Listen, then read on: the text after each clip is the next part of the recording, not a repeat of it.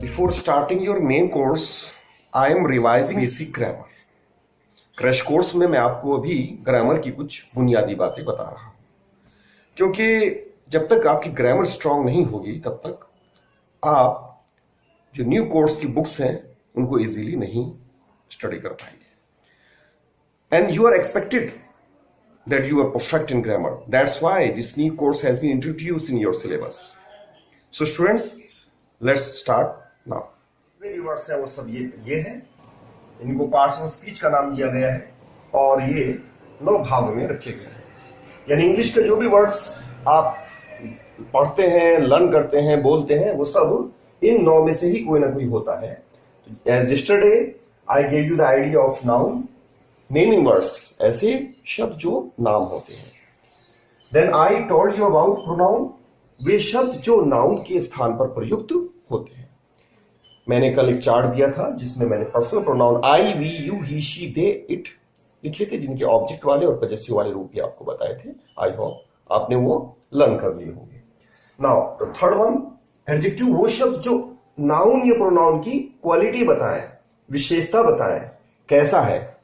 कोई भी व्यक्ति, वस्तु, स्थान और उसकी फिर आपको क्वालिटी बता दें. जैसे Ram is an intelligent boy. Intelligent जो शब्द है वो राम की विशेषता हो गया. This is A black marker. इस मार्कर की विशेषता ब्लैक हो गया. ही इज रिच, ही की विशेषता रिच. तो ये एडजेक्टिव के अंतर्गत आते हैं, जिसमें एडजेक्टिव में 3 डिग्रीज होती हैं, पॉजिटिव, कंपैरेटिव और सुपरलेटिव. पॉजिटिव हम किसी एक व्यक्ति, वस्तु, स्थान की विशेषता के लिए प्रयोग करते हैं. कंपैरेटिव में हम 2 के बीच में तुलना करते हैं और सुपरलेटिव में 2 से ज्यादा के बीच में तुलना होती है. Okay, then I told you about verb, action words. वे सभी शब्द जो एक्शन को दिखाएं, क्रिया को, कार्य को दिखाएं. यानी 24 घंटे में हम जो भी कार्य करते हैं वो सभी कार्य वर्ब के अंतर्गत आते हैं. Yesterday I told you the 3 forms of main verb.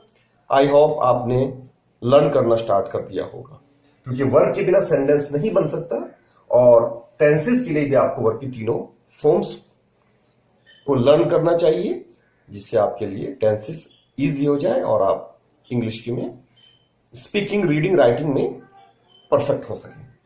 Students, main verb के अलावा 24 हेल्पिंग वर्ब भी होती हैं, जिनको 2 भागों में बांटा गया है, प्राइमरी और मोडाल्स. प्राइमरी में is, am, are, was, were, has, have, had, do, does, did. और मोडाल्स में will, would, shall, should, can, could, may, might, must, ought to, use to, need and dare. ये आपको मैं बता चुका हूं. Okay, today let's talk about adverb.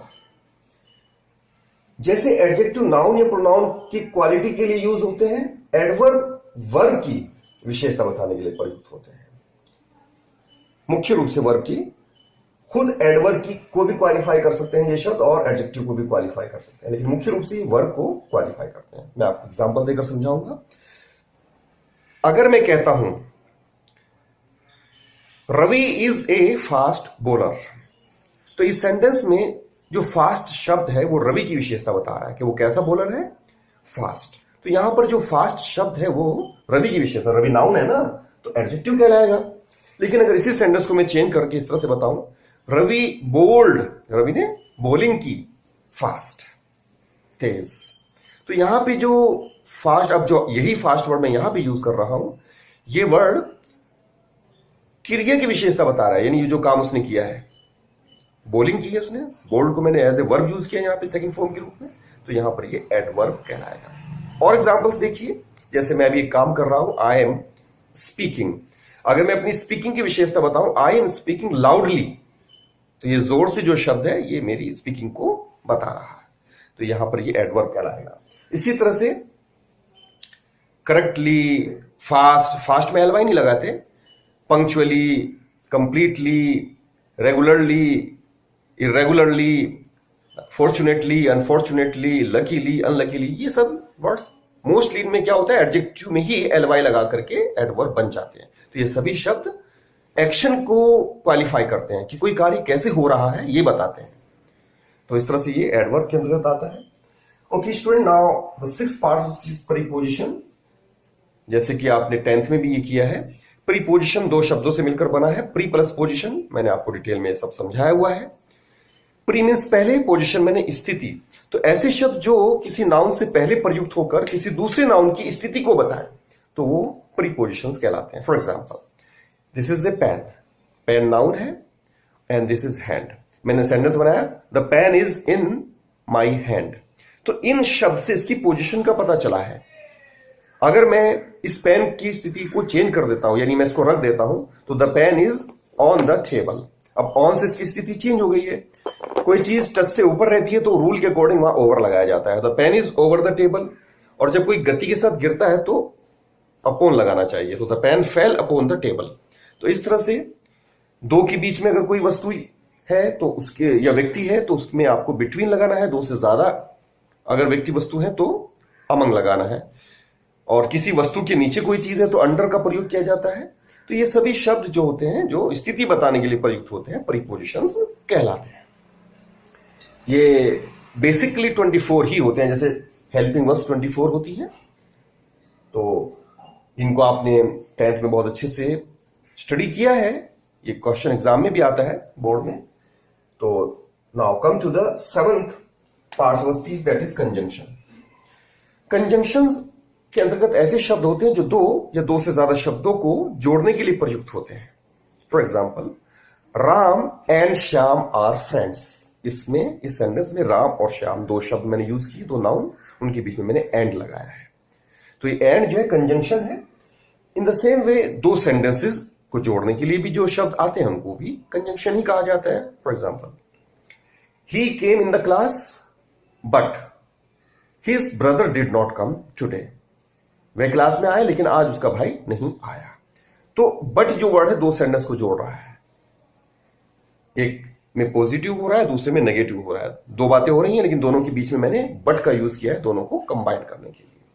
In the same way, work hard, मेहनत करो, अदरवाइज यू विल फेल, वरना तुम फेल हो जाओगे। तो वर्क हार्ड ये imperative sentence, you will fail ये आपका अफर्मेटिव सेंटेंस, दोनों के बीच में मैंने अदरवाइज लगाया है। इसी तरह से जो कंजंक्शंस हैं उनको दो भागों में बांटा गया है, कोऑर्डिनेटिंग कंजंक्शंस और सबऑर्डिनेटिंग कंजंक्शंस। कोऑर्डिनेटिंग कंजंक्शंस का यूज करके हम कंपाउंड सेंटेंस बनाते हैं और सबऑर्डिनेटिंग कंजंक्शंस का यूज करके कॉम्प्लेक्स सेंटेंस बनाए जाते हैं। Now come to interjection. Interjection में ऐसे शब्द रखे गए हैं जो खुशी, दुख या आश्चर्य प्रकट करने के लिए प्रयुक्त होते हैं। खुशी में हम हुर्रे या आहा वर्ड निकालते हैं इंग्लिश में, और दुख में एलास या ओह। इसी तरह से जब हमें आश्चर्य होता है तो हम डिफरेंट साउंड्स निकालते हैं।